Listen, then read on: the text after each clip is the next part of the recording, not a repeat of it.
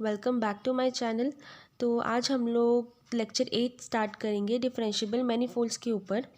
इस लेक्चर में हम लोग सेक्शन बी स्टार्ट करने वाले हैं। टिल लेक्चर 7 हम लोगों ने अपना सेक्शन ए कंप्लीट किया है और आज लेक्चर 8 से हम लोग सेक्शन बी स्टार्ट करेंगे। और मैंने अपने टेलीग्राम ग्रुप का जो लिंक है वो भी डिस्क्रिप्शन में डाल दिया है, तो आप लोग प्लीज़ उसे भी ज्वाइन कीजिए। मैं time to time section wise उसमें नोट्स पोस्ट करूँगी। तो अब हम लोग सेक्शन बी स्टार्ट करते हैं। सबसे पहले हमारे पास जो डेफिनेशन है वो टेंसर्स की है कि टेंसर्स क्या है। A bilinear mapping of the Cartesian product of the tangent space into reals. तो एक बाइलिनियर मैपिंग किसके बीच में? Cartesian product of tangent spaces. मेरे पास टीएम एक टेंजेंट स्पेस दी गई है, मैंने इसी की कार्टेशियन प्रोडक्ट इसी के साथ करवाई, यानी कि टीएम क्रॉस टीएम। तो कार्टेशियन प्रोडक्ट क्या था हमारे पास कि सपोज़ मेरे पास कोई दो एलिमेंट्स दे रखे हैं 1 और 2। अगर मैं 1 और 2 की प्रोडक्ट करवाऊँ 1 और 2 के साथ ही, तो मेरे पास टोटल में 4 पेयर बनेंगे। दैट इज़ 1 का प्रोडक्ट 1 के साथ, फिर 1 का प्रोडक्ट 2 के साथ, फिर 2 का प्रोडक्ट 1 के साथ और 2 का प्रोडक्ट 2 के साथ। तो ये था मेरे पास कार्टेशियन प्रोडक्ट। तो इन्होंने वही किया कि टेंजेंट स्पेसेस का प्रोडक्ट करवाने के बाद एक बाइलिनियर मैपिंग फॉर्म हुई है और एट द एंड मेरे पास जो रिज़ल्ट आएगा वो रियल्स में बिलोंग करना चाहिए। यानी कि इन दोनों का प्रोडक्ट करने के बाद मेरे पास कोई रियल वैल्यू आनी चाहिए। ठीक है, इसको हम लोग क्या बोलते हैं? एक कोवेरिएंट टेंसर। ठीक है, a bilinear mapping of the Cartesian product of the tangent spaces into reals is called a covariant tensor of order 2। क्योंकि यहाँ पे मेरे पास दो ही टेंजेंट स्पेसेस हैं, इसलिए मेरे पास जो ऑर्डर आ गया वो 2 आया। और इसको हम लोग डिनोट किसके साथ कर सकते हैं? T02। 2 यहाँ पे ये वाला ऑर्डर है और यहाँ पे जो ये 0 आया है ये क्या है, ये मैं आगे एक्सप्लेन करूँगी। ठीक है, तो the set of all such mappings is a vector space. ऐसे जितनी भी मैपिंग्स, बाइलिनियर मैपिंग्स का आप कोई सेट बना लो ना, तो उसको हम लोग क्या बोलते हैं? Vector space, and known as tensor product space. इसको टेंसर प्रोडक्ट स्पेस भी बोलते हैं। और इसको हम लोग डिनोट किसके साथ करते हैं? TM star product TM star का प्रोडक्ट टीएम स्टार के साथ ही, और बाय क्रॉस का स्क्वायर टीएम स्टार। इस तरीके से हम लोग इसकी ये दो नोटेशंस भी हैं। ठीक है, तो अब बोला कि डज इफ़ टी मेरे पास कोई टेंसर प्रोडक्ट्स में इसमें से बिलोंग कर रहा है। ठीक है, टी मेरे पास कोई टेंसर प्रोडक्ट स्पेस में से बिलोंग कर रहा है, तो इसी का क्रॉस प्रोडक्ट इसी का कार्टेशियन प्रोडक्ट अगर मैं करूँगी तो वो रियल्स में आना चाहिए। तो रियल में आया, और ए भी मेरे पास में कोई रियल वैल्यूज़ है, कोई कांस्टेंट है। तो इसके ऊपर इन्होंने क्या किया? लिनियरिटी प्रॉपर्टी लगाई कि अगर इस तरीके से मैं ले लूँ तो राइट हैंड साइड ऐसी आई कैसे? क्योंकि बाइलिनियर है, तो बाइलिनियर का मतलब क्या है कि ब्रेक करके लिख सकते हैं हम इजीली इसको, तो ब्रेक किया। सिमिलरली इन्होंने वाई कोऑर्डिनेट्स के साथ भी यही चीज़ करके दिखाई।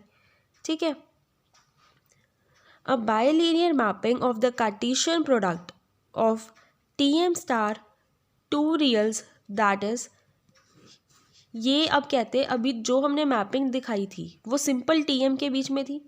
अब इन्होंने बोला जिस मैपिंग की बात कर रहे हैं वो टीएम स्टार के बीच में है, TM star cross TM star. ठीक है, आंसर रियल्स में आना चाहिए, है ये भी एक बाइलिनियर मैपिंग।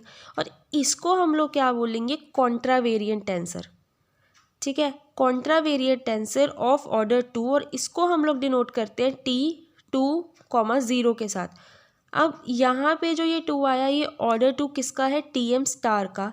और ऊपर जो हमने T02 लिखा था, इसमें जो 2 था ये किसका था? ऑर्डर टीएम का। ठीक है, इट मीन्स जो सिंपल टीएम वाले एलिमेंट्स आते हैं वो यहाँ पे वाई कोऑर्डिनेट बन जाएंगे, जो टीएम स्टार वाले होंगे वो एक्स कोऑर्डिनेट में आ जाएंगे। यहाँ पे टीएम कोई भी प्रेजेंट नहीं था, इसलिए यहाँ पे 0 आ गया। यहाँ पे टीएम स्टार की कोई वैल्यू नहीं थी, इसलिए यहाँ पे ये 0 आ गई। ठीक है, the set of all such mapping is a vector space again. इस तरीके के सारे सेट की जो मैपिंग होगी उसको हम वेक्टर स्पेस बोलते हैं। और ये डिनोट किसके साथ करते हैं हम लोग, इसी का रेसिप्रोकल, मतलब इसी का इन्वर्स हो रहा है जो ऊपर हमने किया सारा। यहाँ पे सिंपल टी एम था तो वहाँ पे टी एम स्टार आ गया, यहाँ पे टी एम स्टार था तो यहाँ पे सिंपल टी एम आ गया, T M cross T M और क्रॉस स्क्वायर टी एम आ गया। तो इन जनरल इन्होंने बोला कि यहाँ पे तो हमने सिर्फ दो ही बात की थी, टू ऑर्डर की बात की थी। अगर सपोज पी कॉन्ट्रावेरिएंट है और क्यू कोवेरिएंट है तो उनको हम लोग टी पी कॉमा क्यू के साथ ही डिनोट करेंगे। यही चीज़ मैंने यहाँ पे एक्सप्लेन की कि जो ये एक्स कोऑर्डिनेट है ये हमारे पास कॉन्ट्रावेरिएंट का हो गया, यहाँ पे पी आ गया। जो हमारे पास वाई कोऑर्डिनेट था वो कोवेरिएंट का हो गया, इन्होंने कोवेरिएंट के लिए क्यू को लिया है तो यहाँ पे ये टी पी क्यू हो गया। और इसको फिर डिफाइन कैसे किया इन्होंने, टी पी कॉपीज़ किसकी हैं, टी एम स्टार की ली थी हमने, क्यू कॉपीज़ किसकी ली थी हमने, टी एम की ली थी। और इनकी आपस में क्रॉस प्रोडक्ट करवा के जो आंसर आना चाहिए वो रियल्स में आना चाहिए। ठीक है, तो यही मैपिंग थी हमारे पास। तो मैपिंग को डिफाइन करने के लिए ये वे यूज़ हुआ है। ठीक है, which is P plus Q linear and this mixed tensor contravariant and covariant. This mixed tensor T P comma Q ये किसको बिलोंग करेगा, क्रॉस प्रोडक्ट पी। यहाँ पे पी क्यों आया, क्योंकि यहाँ पे पी कॉपीज़ थी हमारे पास। ठीक है, टी एम की dot q dot cross raise to power q, q copies थी टी एम की, टी एम स्टार। ठीक है, तो मिक्स्ड आंसर किसको बिलोंग करेगा, इसको बिलोंग करने वाला है। यहाँ पे एक नोट गिवन है कि अगर कोई कॉन्ट्रावेरिएंट है मेरे पास जिसका ऑर्डर है 0, अभी हमने बात की ऑर्डर 2 की, ऑर्डर p की, अब कोई कॉन्ट्रावेरिएंट है जो इसकी वैल्यू है 0 तो वो ऑलवेज कांस्टेंट ही होगा। और अगर कोई कोवेरिएंट है जिसका ऑर्डर है 0 तो वो कोई ना कोई फंक्शन बनेगा। ठीक है, तो अब नेक्स्ट डेफिनेशन है टेंसर प्रोडक्ट ऑफ टेंसर्स, यानी कि टेंसर्स का अगर हम लोग प्रोडक्ट करें, ठीक है, तो कहते हैं tensor product of two covariant tensors is defined as, tensor product कोई दो कोवेरिएंट टेंसर्स का किस तरीके से डिफाइन होगा, लाइक अगर मेरे पास कोई अल्फ़ा है जो बिलोंग कर रहा है किस में से, cross raise to power p T M star, beta belong कर रहा है cross raise to power q T M star. तो अगर मैं अल्फ़ा और बीटा के क्रॉस करूँ आपस में तो वो किस में बिलोंग करेगा, इन दोनों का dot base same, power will be added तो पी प्लस क्यू हो जाएगा T M star, such that alpha cross B. मेरे पास मैंने क्या किया, ये सारे वेक्टर्स थे मेरे पास, दैट इज़ x1 से लेके एक्स पी प्लस क्यू तक, तो ये आपस में ब्रेक हो जाएंगे। अल्फ़ा कहाँ तक है, p तक, तो p एलिमेंट्स अल्फ़ा के पास और बीटा के पास बाकी के बचे हुए p तक तो इसी ने ले लिए, बाकी के p+1 से लेकर q तक के सारे एलिमेंट्स किसके पास चले गए, b के पास। तो अब है प्रॉपर्टीज़ ऑफ टेंसर प्रोडक्ट। तो सबसे पहले प्रॉपर्टी क्या है हमारे पास, जो tensor product of tensors hold distributive law, यानी कि जो टेंसर प्रोडक्ट है वो डिस्ट्रीब्यूटिव लो को होल्ड करता है। तो उसमें क्या है, अगर अल्फ़ा मेरे पास p कोवेरिएंट टेंसर है, बीटा प्लस गामा मेरे पास q कोवेरिएंट टेंसर्स हैं, ठीक है, अगर मैं इनकी क्रॉस करूँ तो मेरे पास राइट हैंड साइड कुछ इस तरीके से आनी चाहिए। तो अब इसी को प्रूफ करते हैं। लेफ्ट हैंड साइड लिया मैंने, ये मेरे पास वेक्टर स्पेसेस है मेरे, ठीक है, तो x1 से लेके एक्स पी प्लस क्यू तक मेरे पास जो अल्फ़ा है मेरा वो p कोवेरिएंट है, तो p तक के एलिमेंट्स तो अल्फ़ा ने ले लिए, पीछे p+1 से लेके p प्लस क्यू तक के सारे एलिमेंट्स बीटा और गामा तक, ठीक है, p+1 से लेके p प्लस क्यू तक के जो एलिमेंट्स थे वो बीटा प्लस गामा ने ले लिए, ये एज इट इज़ रखा हुआ है। और बीटा प्लस गामा मैंने इनको ब्रेक किया, ब्रैकेट्स को इनको ब्रेक किया, तो बस क्योंकि ये बाइलिनियर है तो इसलिए बीटा इसके साथ और गामा इसके साथ आ गया। फिर मैंने क्या किया, अल्फ़ा था, अल्फ़ा के साथ ये ब्रैकेट जुड़ी हुई है पूरी की पूरी, तो मैंने अल्फ़ा को ब्रेक किया, तो ये बन गया अल्फ़ा का क्रॉस बी के साथ और अल्फ़ा का क्रॉस गामा के साथ, और जो ये मेरे पास वेक्टर्स थे इनको ये बाहर आ गए। तो लेफ्ट हैंड साइड ये ली थी और इससे बचा क्या, राइट हैंड साइड ये आ गई, तो यही प्रूफ करके देना था। तो इट मीन्स ये डिस्ट्रीब्यूटिव लो को होल्ड करता है। सिमिलरली जैसे मैंने अल्फ़ा के साथ किया, आप लोग इसका रिवर्स भी करके दिखा सकते हो, ठीक है, तो वो कुछ इस तरीके से आ जाएगा आंसर। इट मीन्स डिस्ट्रीब्यूटिव लो तो होल्ड करता ही है टेंसर प्रोडक्ट।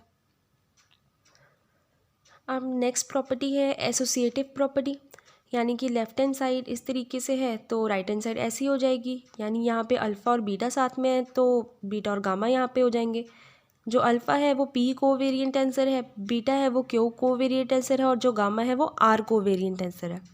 तो अब इनके वेक्टर्स किस तरीके से होंगे, अगर मैं लेफ्ट हैंड साइड लेके स्टार्ट करती हूँ अपना प्रूफ, तो x1 से लेके xp तक के एलिमेंट्स p कोवेरिएंट अल्फ़ा था तो इसके पास आ गए। नेक्स्ट p+1 से लेकर p+q, ठीक है, q किसका था, बीटा का, इसके पास चले गए इतने एलिमेंट्स। अब p+q+1 से लेकर p+q+r तक के सारे एलिमेंट्स किसके हो गए, गामा के हो गए, क्योंकि जो r कोवेरिएंट था वो गामा था मेरा। तो अब मैंने क्या किया, सबसे पहले मेरे पास ये ब्रैकेट थी तो alpha cross beta, beta p+q तक था तो p+q तक के एलिमेंट्स इन दोनों को मिल गए और गामा के पास रेस्ट ऑफ द एलिमेंट्स आ गए। फिर मैंने इनको भी ब्रेक किया आपस में, अल्फ़ा के पास p तक के एलिमेंट्स और बीटा के पास p+q तक के एलिमेंट्स और बाकी के गामा के एज इट इज़, ठीक है। फिर मैंने क्या किया, बीटा और गामा को एक साथ कर दिया तो इनके एलिमेंट्स एक साथ हो गए ब्रैकेट के अंदर। फिर अल्फ़ा के साथ इनका पेयर किया तो सारे के सारे एलिमेंट्स फिर से इकट्ठे हो गए और मेरे पास ये चीज़ प्रूव हो गई, यानी कि लेफ्ट हैंड साइड से राइट हैंड साइड यही आ गई, तो यही प्रूव करके देना था। अब जो थर्ड प्रॉपर्टी है उसमें हमें क्या बोला है कि अगर k मेरे पास कोई रियल नंबर है, अल्फ़ा मेरे पास p कोवेरिएंट आंसर है और बीटा कोई q कोवेरिएंट आंसर है, तो अगर मैं इस k यानी रियल को अल्फ़ा के साथ मल्टीप्लाई करके क्रॉस करूं बीटा के साथ तो इसकी ऐसी दो वैल्यूज़ आ सकती हैं, यानी कि आप इस चीज़ को ऐसे भी लिख सकते हो और ऐसे भी लिख सकते हो। तो हमें ये दोनों ही प्रूफ करके देने हैं। तो सबसे पहले लेफ्ट हैंड साइड लिया यहाँ पे, अब इनके वेक्टर्स ये बनेंगे, p तक के सारे एलिमेंट्स अल्फ़ा के हैं और p+1 से लेकर p+q तक के एलिमेंट्स बीटा के हो जाएंगे। तो अब इनको ब्रेक कर लिया, k अल्फ़ा तक के ले लिए k अल्फ़ा ने ले लिए p तक के एलिमेंट्स और बीटा ने ले लिए p+q के एलिमेंट्स। उसके बाद k तो मेरे पास एक रियल फंक्शन है तो ये अल्फ़ा के साथ भी रह सकता है और बीटा के साथ भी रह सकता है, तो इसको यहाँ पे शिफ्ट करके यहाँ लिख दिया, पेयरिंग कर ली और वापस से मेरे पास यहाँ तक का तो राइट हैंड साइड बन गया, ठीक है। अब ये मेरे पास इक्वेशन 1 थी, तो अगर मैं इक्वेशन 1 के साथ देखूँ तो मेरे पास हमें चाहिए क्या, अब अल्फ़ा और बीटा को एक साथ करना है और k को अलग रखना है, तो बस ब्रैकेट में हमने अल्फ़ा और बीटा को साथ में कर दिया, इनका पेयर बनाया आपस में और k मेरे पास बाहर पड़ा है तो बन गई। ये भी राइट हैंड साइड हमने प्रूफ करके दे दी कि अब मतलब लेफ्ट हैंड साइड से हम लोगों ने ये भी बना दी और ये भी बना दी, ओके। और जो फोर्थ प्रॉपर्टी है उसमें क्या बोला है कि अब जो टेंसर प्रोडक्ट है ये ज़रूरी नहीं कि सिमेट्रिक ही होगा हमेशा, यानी कि अल्फ़ा क्रॉस बीटा हमेशा बीटा क्रॉस अल्फ़ा के इक्वल हो ये ज़रूरी नहीं है, ठीक है। तो ये थी मेरी प्रॉपर्टीज़ टेंसर की। तो अब हमें बताना है कि लोकल कोऑर्डिनेट्स में टेंसर प्रोडक्ट को हम लोग डिफ़ाइन कैसे करते हैं, ठीक है। तो if dxi is a basis of tm star m, मेरे पास dxi अगर कोई बेसिस है tm स्टार की, ठीक है, मैनीफोल्ड m हमारे पास गिवन है, तो इससे हम लोग क्या फॉलो कर सकते हैं कि जो मेरी बेसिस होगी cross raise to power p tm star की, तो वो कुछ इस तरीके से होगी, मतलब कि जो मेरे पास कोवेरिएंट टेंसर है उसकी बेसिस इस तरीके से होगी, ठीक है। और अगर मेरे पास कोई t है जो बिलोंग कर रहा है इसको, तो हम लोग इस t को किस तरीके से लिख सकते हैं, ये जो बेसिस है मेरी सारी बेसिस इनटू t की सबस्क्रिप्ट में t1 से लेकर i1 से लेकर ip तक की सारी वैल्यूज़, और ये जो मेरे पास दिया हुआ है इसको हम लोग क्या बोलते हैं, ये सारे के सारे क्या हैं, कंपोनेंट्स हैं t के इन लोकल कोऑर्डिनेट्स, ठीक है। And they are n raise to power p in number, तो ये कितने होंगे इनको कैलकुलेट करने के लिए हम लोग ये फॉर्मूला यूज़ कर सकते हैं। तो दे आर ट्रांसफॉर्म्ड एज, तो इनको लिखने का एक तरीका क्या है, हम लोग शॉर्ट में इस तरीके से भी लिख सकते हैं, जितनी भी i1 से लेकर ip तक की सबस्क्रिप्ट में वैल्यूज़ हैं इन सब का डैश कर सकते हैं, अगर इनको ओपन करेंगे तो वो ये चीज़ बनेगी, ठीक है। यानी कि ये सेम चीज़ को हम शॉर्ट करके इस तरीके से लिख सकते हैं। तो जैसे हमने अभी कोवेरिएंट के लिए डिफ़ाइन किया, उसी तरीके से यहाँ से कोवेरिएंट का स्टार्ट होता है कि अगर मेरे पास कोवेरिएंट की बेसिस इस तरीके से थी तो कॉन्ट्रावेरिएंट की इस तरीके से हो जाएगी, टीएम में से होगा। और इसकी बेसिस को अगर आपको एक्सपैंड करके लिखना है, अगर क्यू वैल्यूज़ गिवन है तो वो इस तरीके से होगी। अगर कोई टी है मेरे पास जो इसको बिलोंग कर रहा है, तो इसको लिखने का वे क्या है, मेरे पास मेरी बेसिस इनटू टी, अब सुपरस्क्रिप्ट में सारी वैल्यूज़ है, दैट इज़ I1 से लेके IQ तक। तो ये जो सारी चीज़ें हैं ये क्या हो गए, कॉम्पोनेंट्स ऑफ टी हो गए। इनको लिखने का शॉर्ट फॉर्म क्या है, इस तरीके से आप लिख सकते हो, ऊपर डैश डैश डाल दो। अगर आप डैश को ओपन करते हो तो ये चीज़ वापस से आ जाएगी आपके पास। अ टेंसर, अब T02 ये कौन सा था, कोवेरिएंट, यानी कि एक tensor covariant is said to be symmetric. Covariant tensor मेरा सिमेट्रिक कब होगा, जब वो इस प्रॉपर्टी को होल्ड करेगा। और लोकल कोऑर्डिनेट्स के फॉर्म में हम लोग कैसे बोल सकते हैं, Tij इक्वल्स टू Tji। और ये स्क्यू सिमेट्रिक कब होगा, स्क्यू सिमेट्रिक का मतलब क्या होता था, एक नेगेटिव साइन बाहर आ जाता था तो नेगेटिव लग गया। सिमिलरली लोकल में अगर बात करें तो फिर नेगेटिव आ गया, क्योंकि प्रॉपर्टीज़ में हमने यही देखा था ना कि जो टेंसर है वो ज़रूरी नहीं है कि हर बार सिमेट्रिक ही होगा, वो स्क्यू सिमेट्रिक भी हो सकता है। तो वो सिमेट्रिक इस केस में होगा और स्क्यू सिमेट्रिक इस केस में होगा।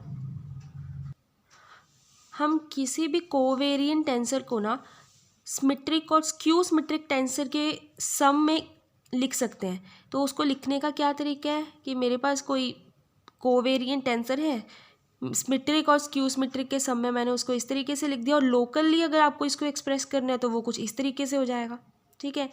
और यहाँ पे एक नोट दे रखा है, that is zero vector is a vector space whose basis is empty set and dimension is zero.